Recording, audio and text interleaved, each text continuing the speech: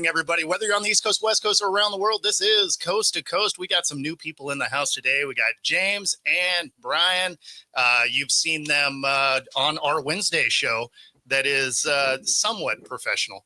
And of course, we got Philly back in the house. So we got to talk about, what happened in Dallas? A lot of penalties and a lot of poor play calling. It's, I could say that it starts with the offensive line. When we had, Lane Johnson go down, and he's looked at as one of the best in the league. You have the best in the league, and then there's everybody else below him.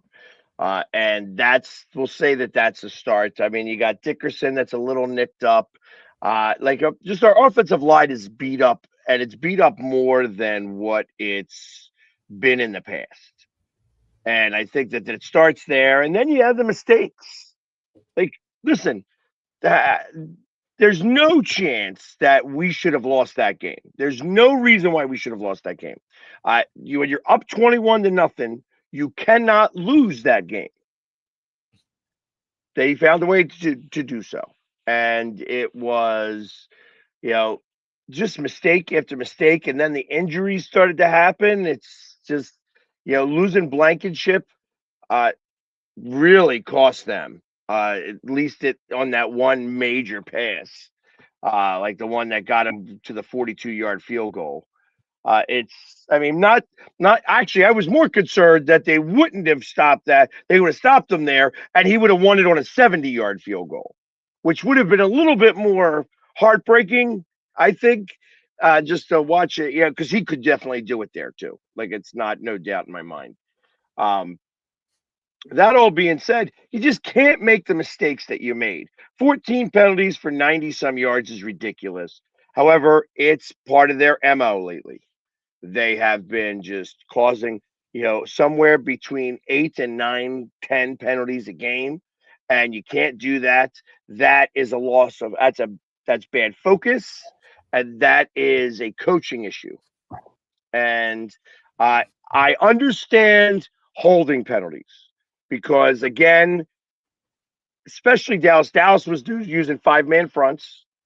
It's funny because they were kind of it's not a real 5-man front. It's more like a play on the 4-6 defense back in the day. But they actually send 5 rushers in, and the Eagles had no answer to that. They just didn't. They needed to do a lot more big sets. When you have 5 guys on the line, once you get to the second tier, you're going to gain yardage, and that's what happened. They had a couple of runs that went somewhere, because once you get past that first wave, you're going to get some space because half the guys are on the defense or on the line. They didn't do it, and they couldn't figure out how to do it, and that's bothered me. Well, I like to add something to that. It really can't be the situation that was going on before that was in the news. The issue between AJ Brown and Jalen Hurts, not the communication, not being there, the chemistry not being there. Because he gave him like 5. I mean, he threw 6 targets in the beginning. I think he had like 5 receptions for X amount of yards and a touchdown. So that wasn't the problem. They, like you said, they found ways to just give the game away, because and by all intents and purposes, the Eagles being up 21-0, you blow a game if you're losing the game 20. You don't score any more points after 21. And like you said, those penalties, that's just that really hurt. They found, that has to be a coaching issue. You got to look at Sirianni, like, what's going on, because this team is talented. One of the longest penalties that they had, that was a weird call in general, but all right, see, it's like, okay, you got beat off of that one. You know what I mean? The referees made the wrong call. It should have been offensive pass interference. You had CeeDee Lamb put his hand in his face and literally push him back, and they called defensive pass interference. We'll call the ref being in the wrong spot. Okay, that happens sometimes. That one call wasn't enough. It wasn't enough, and ultimately, it's Like it's just I felt that it was definitely a home team referee crew. But I don't blame referees. You know what I mean? There were so many ways we could have won that game and didn't. And whether it was Jalen Hurts overthrowing, which he did a couple more times, Mhm. you know, there wasn't many drops, so I can't blame drops this time. But I can bad play calling. And when you are choosing not to run the ball, and there were plenty of times where, like, you know, I'm not sure what's 100% going on with Saquon, but I feel like that there were a couple of plays he missed the hole. There was a hole there, and he missed it, and that makes me scratch my head a little bit. Like, what's going on mentally? That's a focus. That's a focus situation. And why are they unfocused? Why is this going on like this? Why is it that after 21 points, we can't put together 7 plays in a row? Well, the Saquon part of it is easy. He's on the cover of Madden. Well, it's funny that you say it like that, but the other way about it is that he's also in a lot of commercials. Yeah. And I'm not saying that that's one thing. The guy's got to make his money, and I get it. But there is a level of preparedness that he has gone through in previous years that he did not go through this year because he was busy. And that becomes a lot more problematic. Do I think it's going to turn around? Yes, because I think that it just takes the time. And I mean, ultimately, you got to feel good about the fact that you guys have played poorly and are where you are, right? correct. I mean, it'd be one thing if you've been playing your best ball, but you guys haven't played your best football yet. Like when you look Right. at the roster, you look at the talent, why we keep asking what's wrong with this team is because you should look so much better than you do. And despite that, you're winning. And the Niners, conversely, they keep winning. And you look at the roster and you're like, how are they winning? Like everybody's hurt. Well, at some point, it be all right. And I'll tell you the difference between the two. Coaching, I feel like that the coaching is winning games for the 49ers, No and question. I feel like that the talent is winning games for the Eagles. And that's I think a real statement that as bad as they've played just shows how good they are. And ultimately, they're going to have to start to make a turn here. Now, I know that everybody's talking about Kevin Petrullo, and trust me, it was tough to watch that he wasn't, just a bad play call after bad play call. You going these 3 and outs and not wasting any time off the clock. You got to play a longer game when you have that type of lead, which means that you're taking the clock down, that you got to have that clock running, which means that incomplete passes are no bueno. So, and I'm not a big fan of these bubble screens. First off, everybody sees them, and our guys aren't good enough to break that first tackle. It's like AJ Brown maybe could shed it. Devontae Smith, I think, is too small. So you're not going to be, those aren't going to be what gains you yards. Again, the defensive secondary of Dallas was one of their weak points. We exploited it and got the one pass. They tried to do it again, and then they didn't really go back to it very much. And then you could tell when you saw that they were lining up to go to try to do one of those types of plays that required longer time for everybody to get to where they needed to be, that Dallas brought in a 5th or 6th rusher, and blitzed. So they were telegraphing their plays. And I think that you put A, B, C, D, and E together, and of course that all equals loss. Mm-hmm. I mean, all the teams. I mean, all the teams that are up there in Super Bowl contention are not playing up to their potentials. I'm the Eagles, the Lions, Seattle. You can even say in some certain instances, and I mean it's just that way right now. I think we're going to see the cream rise up to the top in the last 4 or 5 games, though. I think that's where it's going to come. And thank you that you guys. Thank you, you guys lost. Not because you guys lost, but because of the fact that now you guys are pissed, and now you get Chicago at home. So kill Chicago. Yeah. I have to agree with all four. I mean, excuse me, what you guys saying, but particularly what Brian said, that cream rises to the top, and eventually the teams that want to win, that are there, are going to come up and show that, like, okay, we're here. Particularly the Rams, the 49ers. Again, at some point, like you said, you're wondering how they're winning in spite of all their talent. At some point, that's going to show itself. Mainly in the playoffs, probably. You can't have a defense, you have a really good defense, but if you don't have the horses on the field, man, it's going to be tough. At some point, some team's going to run on you, and it might be a team like Philadelphia. If Saquon can get out of his own way with the commercials or whatever, and they run the ball more, they I don't know, they're not giving him enough carries. I think Pags. I think he needs way more carries than he's getting. The fact that they only gave it to him 10 times is ridiculous. Yeah. Right. I mean, that shows that they got away. They wanted to try to exploit the pass, and shows that they weren't paying attention to the fact that the holes were there. Like I said, there were 2 plays specifically. I saw the hole there, and he didn't go and hit it. And I'm like, why didn't he hit it? Like, what is he seeing that I'm not seeing? Or that, what is he seeing that exactly. Like, why isn't he hitting that hole, especially when it looks like it's a monster hole? And more design runs for Saquon. I mean, excuse me, for Jalen Hurts.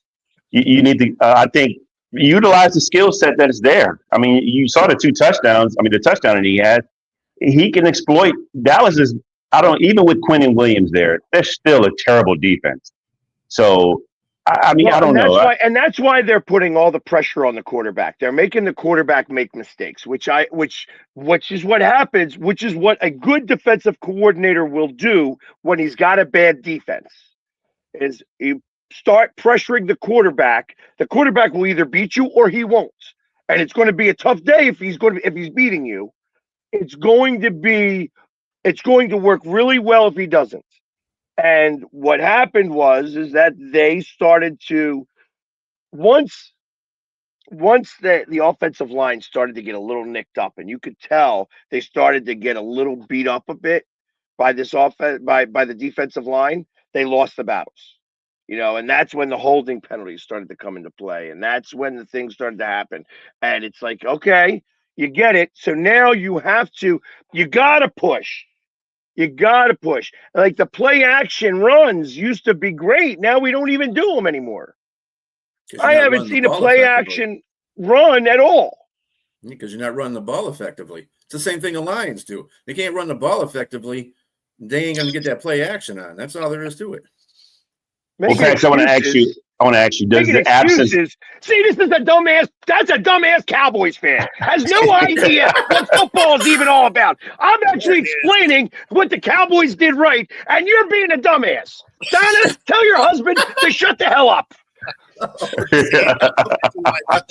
Sometimes you just got to wind that key.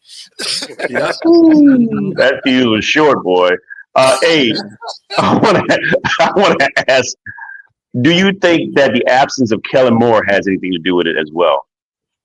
No, I don't know that it's Kellen Moore.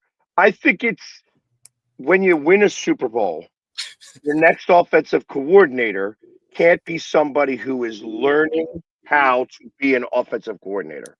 And that's part of the issue here, that the learning curve is longer for this guy for Kevin Petrullo than it's supposed to be.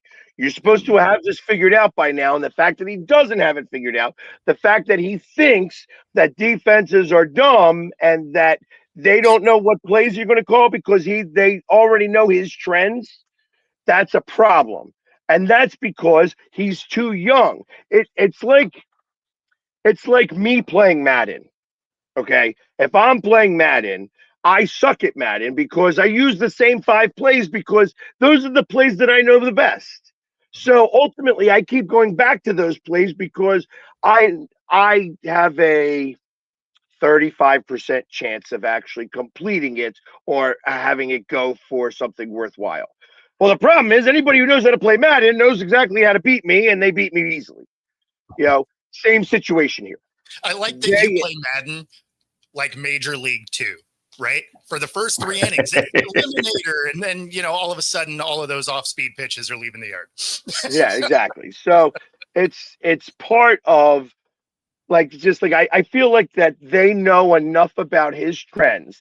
And the reason why they scored 21 points so quickly was because they now stack 20 to 25 plays. Instead of a 15 play script, they have 20 to 25 play script. Well, the problem is that they should rerun the script. When the first 25 plays worked, rerun the same 25 plays as you just did. Let them figure out that you're running the same 25 plays. By the time they figured it out, you should have scored another touchdown. I mean, realistically, they should have scored more points than they did. The field goal, missing the field goal hurt, obviously, but they missed the field goal too. And that guy don't ever miss. So I can't blame that either. You know what I mean? It's just like there are too many mistakes, just too many mistakes. There was no reason for them to lose that game, and they gave it away and lost it. I guess the next big question is there a reason to panic at this juncture? No. I think panic is what the media is doing for us. And it's like somebody said this the other day, and it made a little bit of sense to me on why you're hearing so much drama. I don't believe the drama.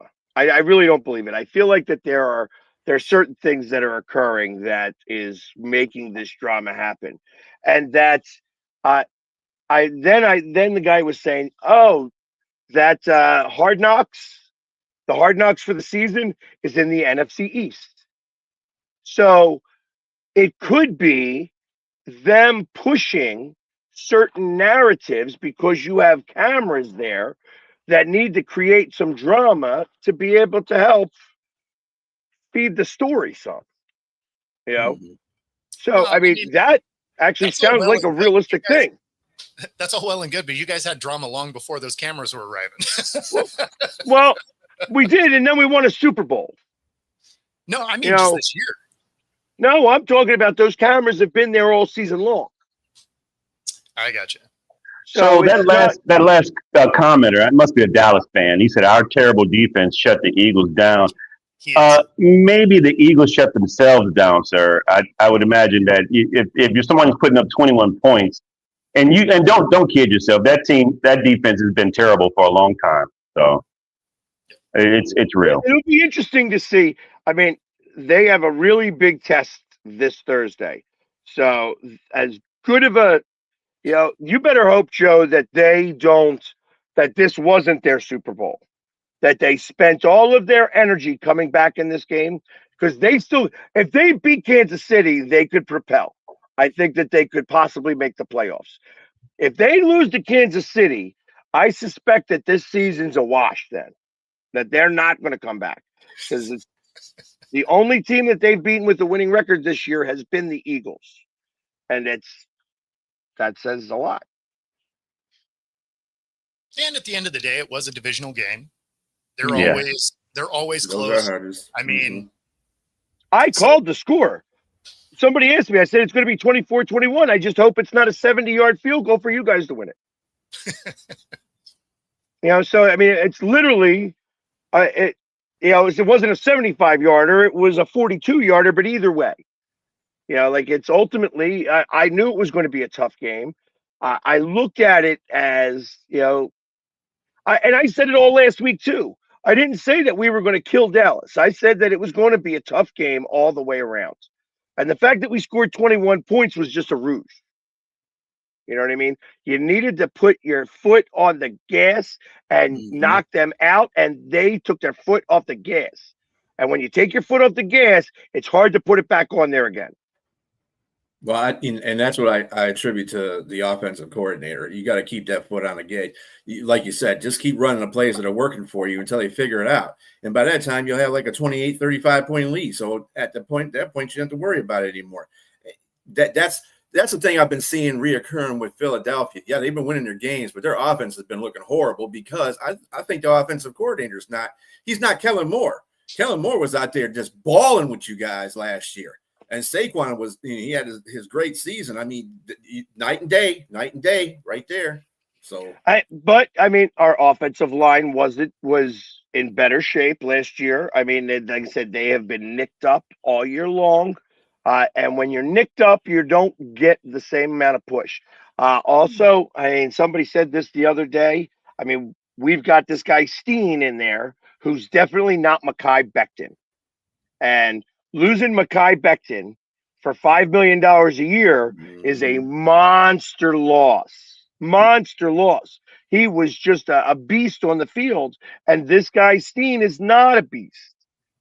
So again, it's like you have somebody up here, and then you have somebody down here, and their difference is tremendous when you're talking about everybody in between being better. Because if you're a little bit better on the defensive side, you're going to get through. You're going to do that. And Steen hasn't been able to pick up the slack yet. See, that just makes me think of the offensive line for Seattle. You know that meme where it's like the three dragon heads and one of them's kind of special, right? Mm-hmm. Right. Like cross-eyed and goofy. That is our offensive line. We got like dudes and then Bradford. And you're just like, Why? So, I have no empathy for neither one of you guys. As for all you people out there who don't know me, I'm a New Orleans Saints fan, yeah. and we got like 3 first-round draft picks on the offensive line. We had 4. We got rid of one and sent them to Los Angeles Chargers. But we got a guy named Cesar Ruiz who's a terrible, absolutely terrible right guard. And in New Orleans, his name has changed from Cesar Ruiz to Caesar Salad because he gets tossed up all over the place. I mean, he is terrible, man. God awful. You guys are winning and you're doing well. I mean, you have first world problems. We got third world problems down there in New Orleans. So. Yeah, but so my question for you is that with Kellen Moore there, Yes, what are your thoughts about the way he's coaching? I think he's looking like a rookie head coach, and that's the thing. Sometimes he can dial up, and I think he can dial up some great plays. But on Sunday, there was a play when Taysom Hill is 4th and goal. To me, you got a rookie quarterback that's getting you down there, and you're at the goal line. Give him the ball. Put it in his hands to try to win or lose. Don't give it to Taysom Hill. Taysom Hill's the guy. He's the gadget guy. But everybody knows what's going on with the situation. Everybody knows that Taysom's going to get the ball. And then you put him in a situation where he has to throw the ball, and everybody, almost the whole defense of the Falcons knew what was going to happen. So there was no way he could get the ball to him. So that was on 4th down. And you take points away. You don't even put 3 on the board.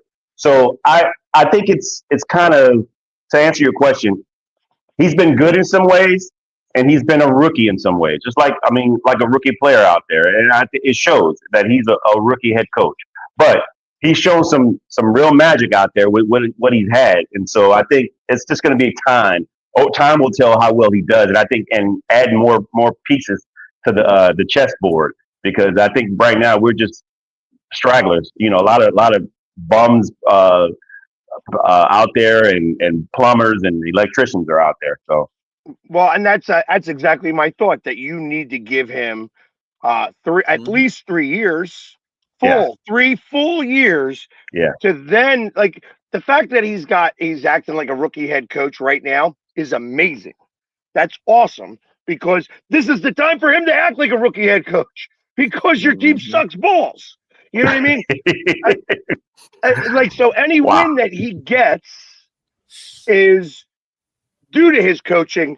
It's not due to anything else. You already know that, hey, listen, there has been mistakes made in previous years that I have inherited.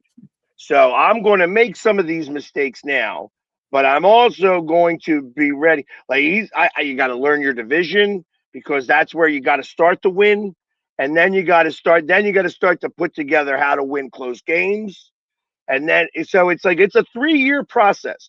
This year you learn your division. That's what you do. Next year you then try to push for them to win those one-score games.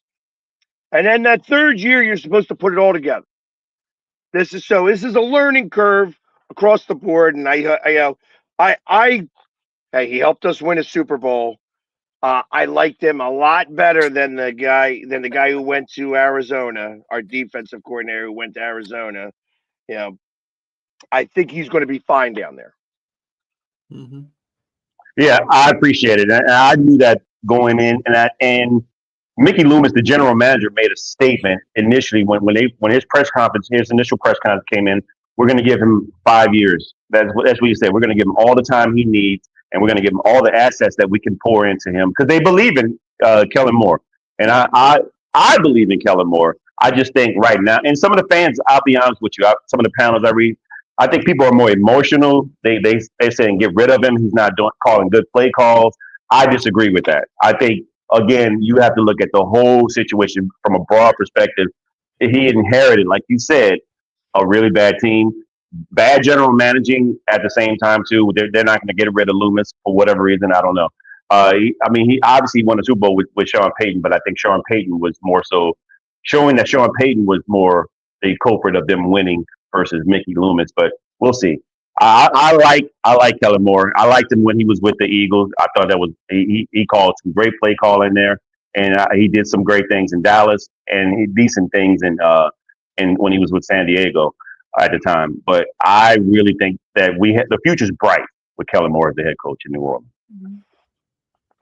In the meantime, you just got to deal with the dreck, and that's part of it. At least everybody's on the same learning curve now. Yeah, exactly.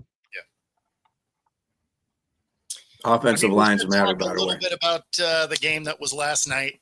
It terrible football for 60 minutes. 5 turnovers and really could have been 3 more easily, 3 or 4 more. It's just a really ugly game.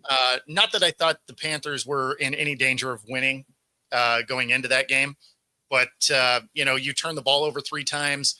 And realistically could have been 5 times in the first half. That'll even give the Panthers a chance. Love you, Sonia, if you're watching. But and that's why I say, like, the Niners have just found ways to win. Because even when they're not playing particularly good football, they got half their team hurt, somehow they find a way. That makes them a dangerous team, right?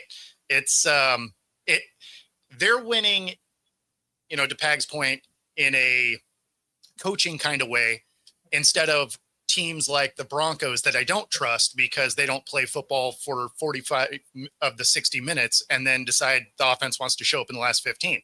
That will ultimately get you burned. But a team that's just well coached and digs out ugly wins, I'll take an ugly win. Well, and like I said, I may have even said this off air, that CMC being healthy is the biggest reason on why they're winning games. I mean, quite literally, he has been the star on that team, and everybody else is kind of following suit. The one thing that I will say, when you have a whole bunch of guys hurt and they stick around, those guys are on the sidelines. They are coaching up the players that are filling in for them. That by doing that, you're teaching and you're becoming like a field general.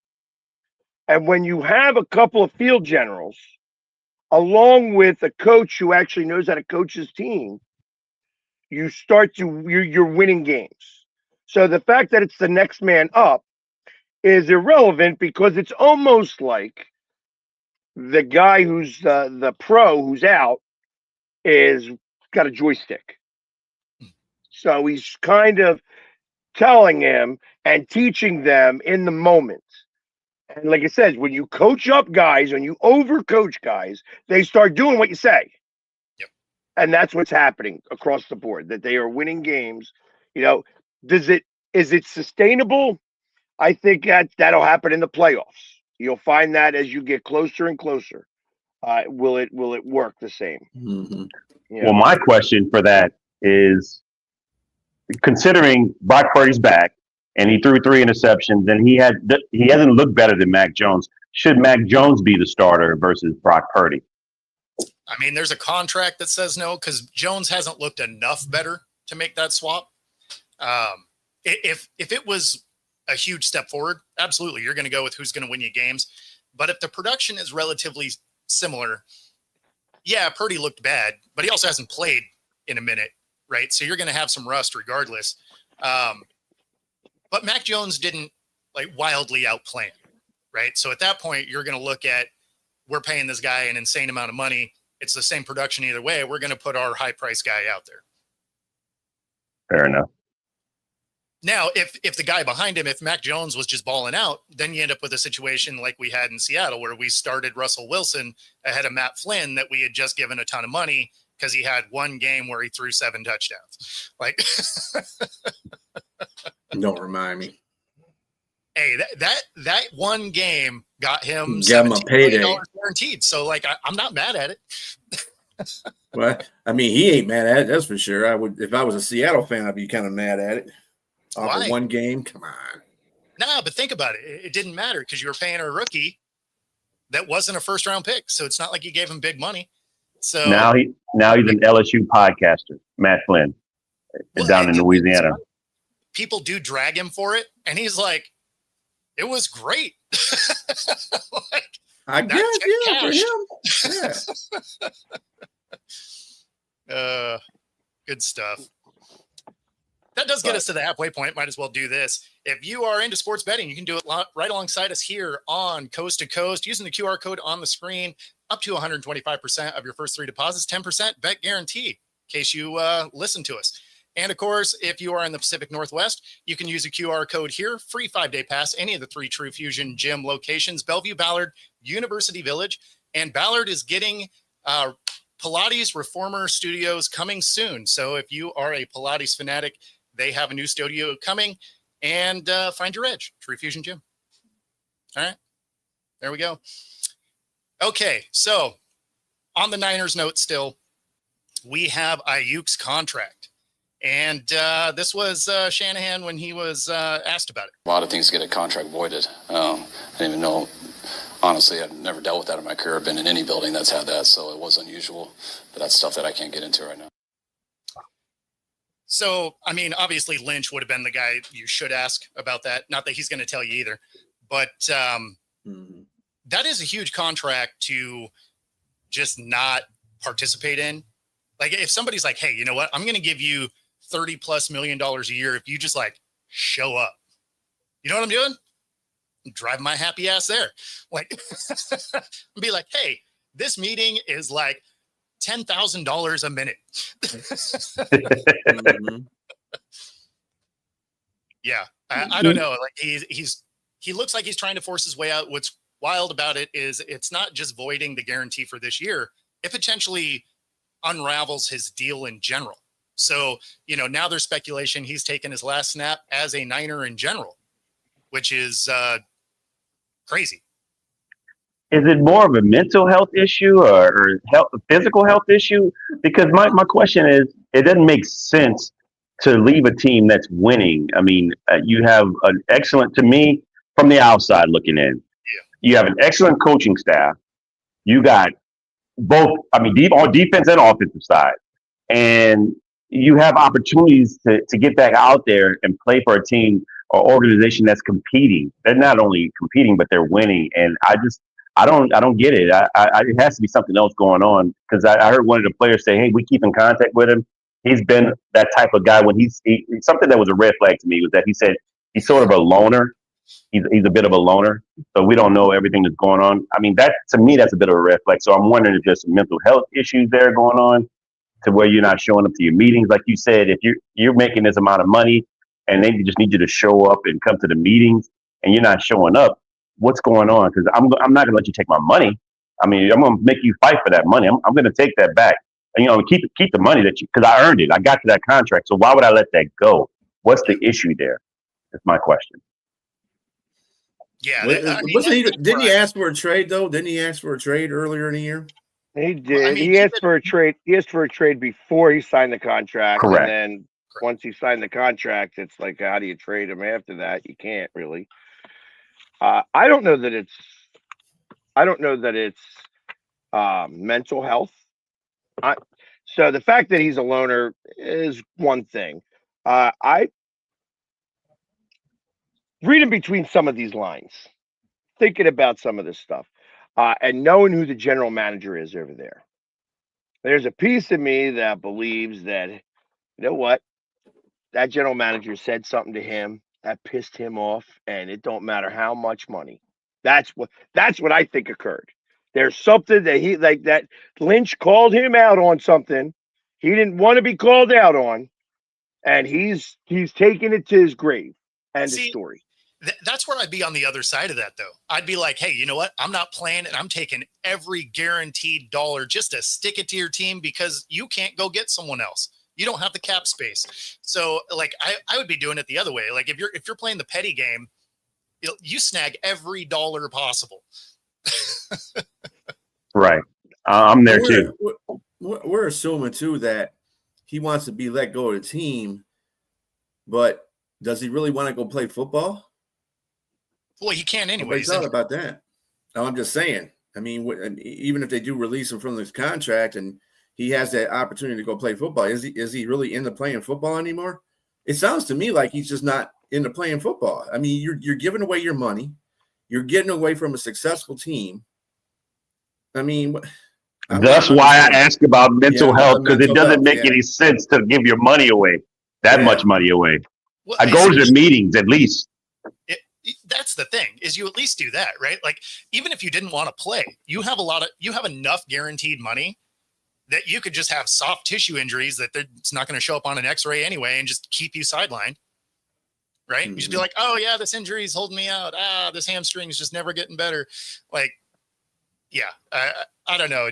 Giving away $100 million plus contract is crazy to me.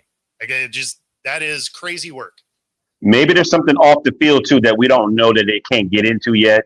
That may have voided his guarantees as well, because it doesn't make any sense for them to take his next year's guarantees. That's something's odd there.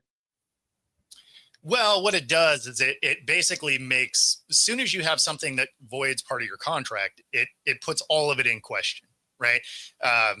Anything that's like detrimental to the team or anything like that, all of a sudden the whole thing becomes a target. And so although what he was doing directly affects his guarantees for this year, it sort of falls into that same realm where they can be like, look, you're not doing your part, which is detrimental to the team. And so there's some verbiage that's usually in there that as soon as you create an issue with part of your contract, all of it becomes, subject to renegotiation. Yeah, this is a very odd thing. It's very odd. You know what? I just think that there's, these younger kids today. Is it all about the money? Is it all about the prestige? I mean, the fact that he's a loner in general, and but avocado toast is expensive.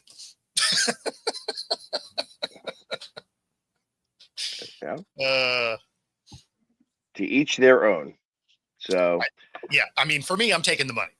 Like, I'm showing up. Same. He's already got a lot. He's already got a lot of money. Yeah, but he doesn't have the 30 million that he was going to get for literally doing nothing. He has to show up and be like, yeah, y'all should fix that. I can't help, but which he earned. He earned that to get to that point. I don't put that into the perspective. I don't know. In the mind of Brandon Ayuk. I mean, Correct. I mean, to be fair, most people that watch this show would be showing up for $30 an hour, let alone 30 million. So, Right. you know, yeah. So, and that being said, he can cut ties and it's cool for him. I don't know. I'm not leaving that kind of money on the table. It's hard to make that up on the back end because your next team isn't going to trust you fully anyway. Even if they do have that mentality of we can fix him and all of that, they're still in the back of their mind and be like, you know, let's make this like a 1 year prove it deal kind of thing. And then on top of it, this hurts any kind of, you know, now he probably doesn't want a broadcast career if he's a loner, right? Probably doesn't want that kind of action, but it does change some of the opportunities you get on the back end if you do stuff like this, right? Mm-hmm. So it's not just the short term, it cost me 30 million this year. Like this could be costing you millions of dollars per year for years. So I don't know. Again, just weird to leave money on the table. NFL careers are short anyway. And this may be his biggest contract, his peak moment. Mm-hmm. That's it. It may be downhill from there, like you said, even if he is healthy. But who's going to trust him now, considering all this is going on? Somebody. Work for pizza. I'm with it. I'm with it. I do love me some pizza. Hey, how about, you know, I'm going to preface this. I'm going to change. How about Stefanski giving the big thank you, Shador? Good work out of you over there.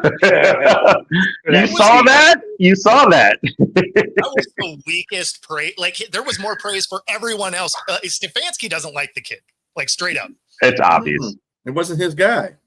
I mean, it's not his guy, but at the same time, you know, and of course, this was where we were going to have the conversation go anyway, because we had a little chat about it this morning.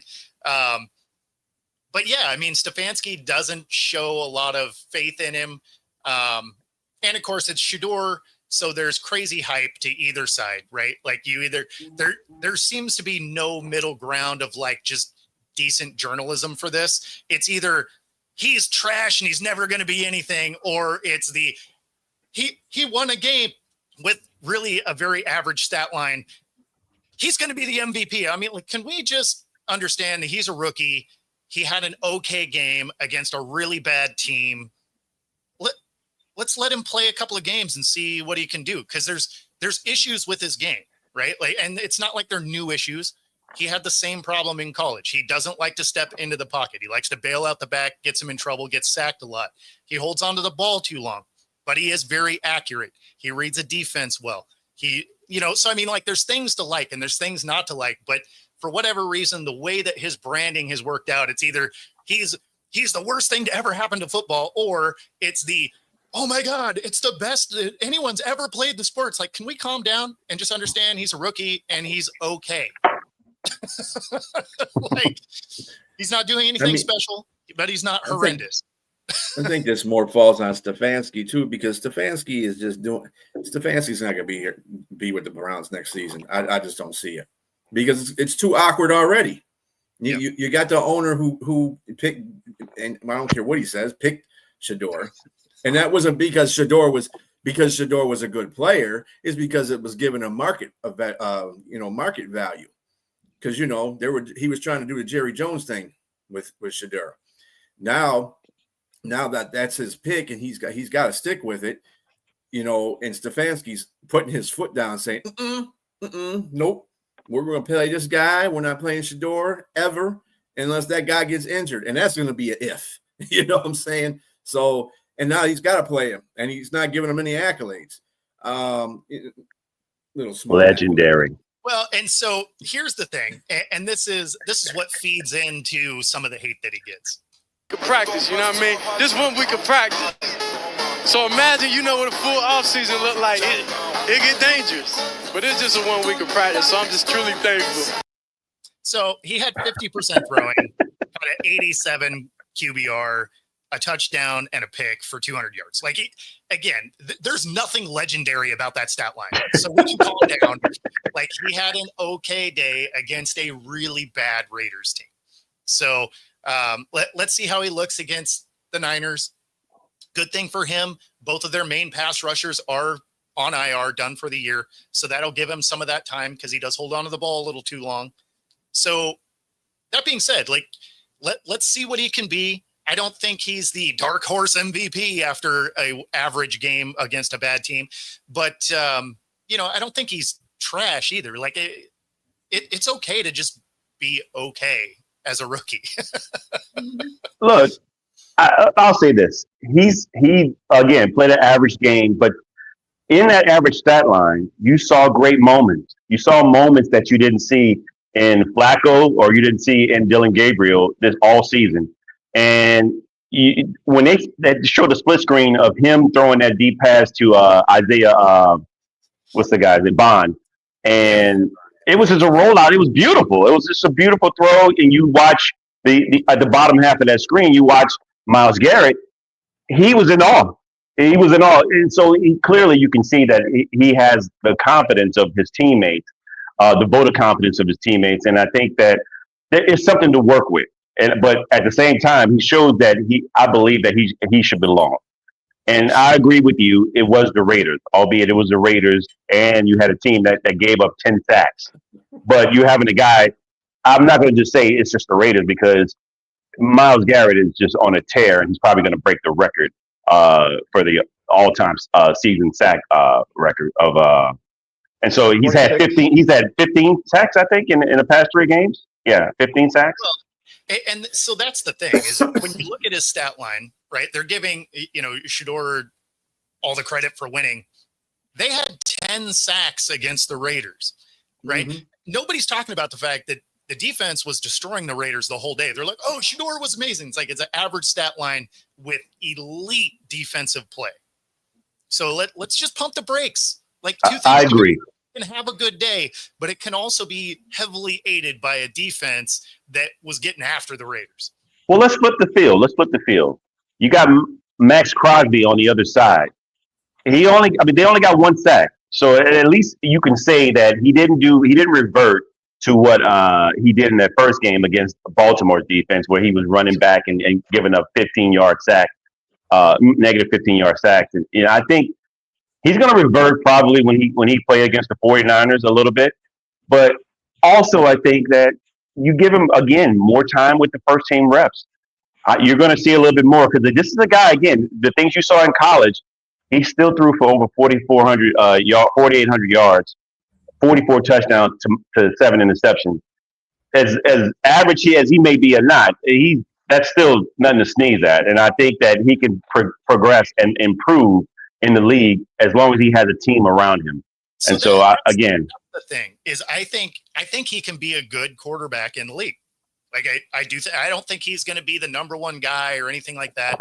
I think he can be an effective quarterback in the league. Mm-hmm. I don't know that he can do that for the Browns because the Browns are, well, nobody can do it for the Browns, right? I mean, there's a reason they have the same amount of quarterbacks since '99 as our country has had presidents since its inception, right? So, I mean, it's not great. Do I think that both of the quarterbacks there move on from the Browns and can do something? Sure. Why not? A bunch of other quarterbacks have. But, yeah, I mean, I don't think either one of them are really being set up for success there. Yeah. And anyways, I would want to play him. Yeah, I'd want to play him just to get the extra pick, like that. You'd be able to trade him away. Yeah, and get like a 4th round pick for him, 3rd round pick. And again, that depends on what management does at the end of the seasons at Cleveland. I mean, if they get rid of Stefanski, I can guarantee you the GM's going to hire. I mean, not the GM, well, the GM too, but the owner's going to hire a coach that's going to work with Shedeur, and that might be a bad thing for Gabriel. Well, let's speak about this from a business perspective. let's just say he does begin to succeed and show some level of progress, maybe 2 touchdowns here, 3 touchdowns there, 200, 300 yards. If he's still showing that, the seats are filled. We're talking about, I mean, he's already, his name behind his name is already there. So that's a reason that I'll guarantee you when Stefanski immediately said he was non-committal about who's going to be the starting quarterback, but the next day you're naming him the quarterback. That usually doesn't happen. It usually happens maybe about 3 or 4 days into the situation. That's ownership. Ownership saying no, make him the starter now. He got forced into that, and so we'll see if he succeeds. The money is going to be there. The branding, merchandising, all that's going to just go through the roof. Yeah, and that'll definitely be a telltale sign for Stefanski to be gone. He'll definitely be gone after that, especially if he succeeds like that. Yeah, I mean, that's the thing is, honestly, for Gabriel, it probably would be beneficial if he got traded. He would probably go to a better situation. I mean, realistically, you could say that for everyone in that organization, but right, it is the Browns. But yeah, I mean, at the end of the day, I think both those quarterbacks would probably do a lot better in a different situation. I don't think either one of them are going to save them, but you're right. From a business standpoint, absolutely. You want the branding that Shedeur brings, right? Because it gets people in the stands. They want to see him play, at least for now. If he struggles, it'll be a whole different thing. Well, actually, people still show up, though, because they'll want to see him struggle, right? Because you either love him or hate him. There's no middle ground of like, hey, let's see if this kid can succeed. Like, well, I do have a question for everybody, or you two guys. This is your show. We talked about the 2 quarterbacks that are there, the rookies. What about the guy that was on the sideline talking to Shedeur and Deshaun Watson? What's going to happen to him? I mean, that's the elephant in the room that really no one's talking about. That big contract, still got a lot of money there. What's going to happen with him? So they did restructure his deal. So they extended it, and it makes it so that the per year hit is way less. So after this season, even though they're going to take hits over the next 4 years after that, they can essentially get rid of him because they have 2 rookie contracts at quarterback. So they can essentially just absorb what they're going to have to pay him because of the rookie deals that they have. And they can essentially just kind of move on from him if they want. Which I'll probably do. I would fully imagine. It's been a long time since he played meaningful football, right? I mean, he hasn't played good football in Cleveland yet. He's had a couple of games that were decent, but mostly kind of underwhelming, been hurt every year. And, I mean, he hasn't had a good season since the Texans. Mm-hmm. That's 5 years ago. And the ownership Haslam said we missed on that. So he actually came out and said that. It's not really? No, that's why they restructured the deal, though, is because now they're on the hook for like 25 mil a year or something like that. So they can 25, 30, something like that. So they can eat that with the quarterback rookie deals, especially because neither one of their quarterbacks were first rounders, right? You had a third and a fifth. They're both relatively cheap when it comes to NFL contracts in general. So, yeah, I mean, at this point, because of the way they restructured, yeah, they can get him out of the room if they want to. Him and Ayuk wind up on the Saints. That's funny. No, sir. No, thank you. No, thank you. They're not going to pay him. The thing is Ayuk's going to want money from wherever his next stop is. And if I'm he can't demand it though. He can't demand it. Yeah, that's the thing. Is if I'm a GM and he's like, I want all this money. It's like, yeah, you do. Cool. Hope you find it, man. I mean, that's the reason why I feel, just to go back to Ayuk for a second, is that does he have any for playing football anymore? Because you got to know what you're getting yourself into when you do stuff like that. I hope so. Because you're not going to go anywhere and get a big contract because everybody's going to be laughing in your face for it. You didn't play football for a whole year and a half or whatever it is, and then you get rid of most of your contract money to another organization, and now you want to come here and get all kinds of. No, it don't work that way, bro. Don't work that way. I don't know. I disagree with that. I think that there's going to be a football team that's going to pay him. Cleveland? No, and I think it's going to be. Yeah, actually, I wouldn't be surprised if it's like Arizona or Seattle that does it. We won't pay him. When you say pay him, you mean like second wide receiver money or second tier? No, I think they're going to pay him. I bet you he gets $100 million contract Coming out the gate after this debacle? No Yep. way. No. Yep. I disagree with that. We'll get back. We'll get back to it as we think. I think that because he's doing it the way he's doing it. Yeah. Listen, if he was going in and just stealing the money, different scenario. I think there you're starting to be a cancer. He's not being a cancer to this team. And that's the bigger deal. I think the fact that he's removed himself from the situation says, listen, I did not want to play here. They gave me money. It was hard for me to say no. When all is said and done, it didn't change. I did not want to play here. I chose to not disrupt. I chose not to steal. I chose to get myself out of the situation. And now I want to be I just want to be in a situation I'm happy. My happiness is beyond anything else. It's not about money. It's not about trying to disrupt the franchise. I want to play football and I want to make money and I want to be happy. End of story. If he comes out with that type of mentality and that type of message, how do you not give that guy $100 million contract? I don't know. I think we've all suffered through some toxic work environments because we're like, hey, you know what? We're going to get this money. We're going to do what we're supposed to do. And then as soon as the changes the scenario, though, changes the scenario. Sure. That means you stole money, which means that you're probably not going to get that money. Also means that they could just keep him there. By doing this, he gets himself out. He does get himself out. There is that. If he gets another big contract, it will be one of those, say it's $100 million, but the second, like it'll be a 3-year $100 million, second 2 years are voidable, right? With fairly minimal, like $30 million will be guaranteed. And then they're going to be like, look, we want to make sure that you're going to play, right? Like that'll be the best case scenario for him. And that's if somebody does it. And it's probably still going to be for a middling or worse team. So I think that this is in my honest opinion, he gets, if he's not with San Francisco next season, he gets a 1-year deal, prove it deal. If he balls out, then I agree with you, Pags. I think he gets another $100 million contract after he proved it in that first year. I guess we'll come back to this next year. Yes, sir. The moment that I do this, I'm going to dance a little jig in this living room right here and say, everybody tell me I was right. Because I'm telling you, that's what's going to happen. There's going to be a team that's going to pay him the money.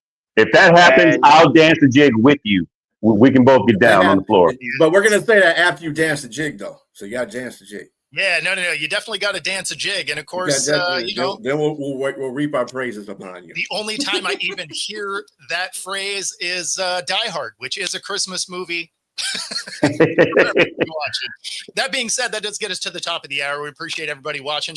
Be sure to like and subscribe. Helps us bring our content to you. Otherwise, we're going to get out of here. We appreciate both of you guys joining us this morning, and we'll see y'all tomorrow. Take it easy, everybody. Peace.